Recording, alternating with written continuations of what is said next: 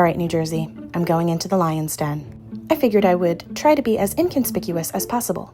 So I dressed in red and grabbed my less eccentric glasses for this one. Being an independent political vlogger means sometimes I have to make some uncomfortable decisions.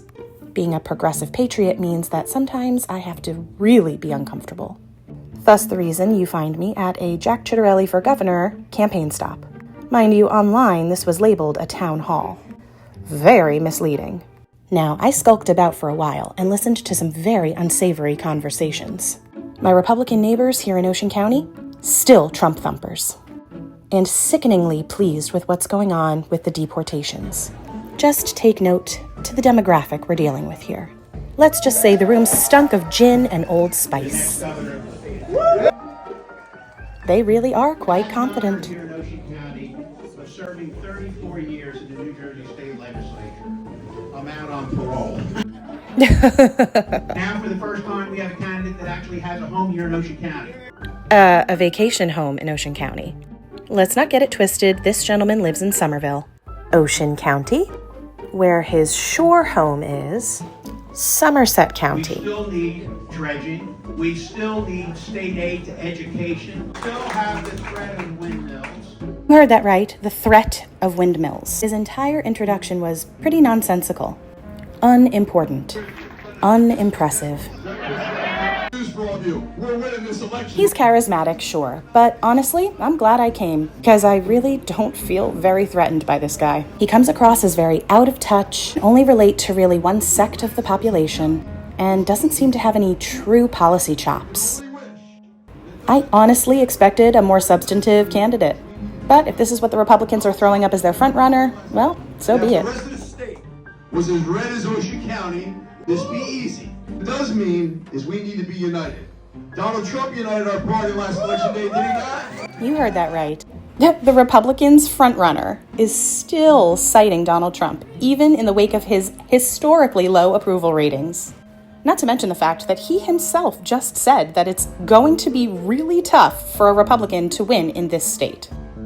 Not exactly a winning strategy. I won't even touch the substance of his actual remark, being that Donald Trump united us, meaning just the Republicans. So I'm assuming that he'll be a governor for just Republicans. We don't win through division or subtraction. I'm a candidate who believes in the power of addition. The only math this guy's going to understand is 1 + 1 = done. Because honestly, most of our state is not buying what this guy is selling. He hit all the normal talking points in very strong language. Our education system is broken. Our taxes are too high. As if New Jersey doesn't already know this. What are the actual policies and details of these very strongly worded plans that you have for New Jersey? I couldn't find them. I couldn't even find them on his website. I can flip 8 seats with the wind. And he's got a pretty lengthy Jack will do section on his website.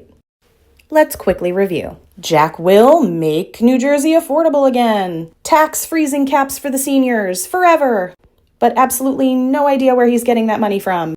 Reforming government so it works for the people and enacting NJ Doge. That's right, Doge for New Jersey.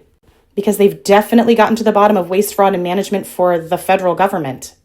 Yeah, that's definitely successful. This Donald Trump supporting Republican is going to enact fair and honest elections by modeling them after Florida. And right there out in the open, he wants to repeal the Immigrant Trust Directive.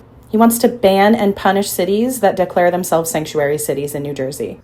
Now, don't get me wrong, I'm not counting him out completely, but I wasn't as threatened after this supposed town hall as I had expected going into it. I was just generally disgusted by the conversations I overheard and really unimpressed with anything he had to say. And of course, I'm biased. I'm a progressive. I believe in equality for all New Jerseyans, for all Americans. It's just upsetting to know that equality is an opinion to these people, an opinion to be legislated, to be detained, to be gotten rid of. But I won't give up. I'm glad I came and got this perspective, because knowledge is power and fear is the point. But we cannot cower in fear. We can make change happen. Even if you're not taking to the streets, resharing posts and tagging people, it does make all the difference. And look, equality is not an opinion. So let's make sure they know that. We need a governor who fights for all New Jerseyans. And since the field is pretty crowded, and this race was way too close for comfort last time, let's make sure that June 10th we choose the right Democrat for the job. And come November, not this guy. Be sure to check out my deep dive videos on each of the Democratic candidates.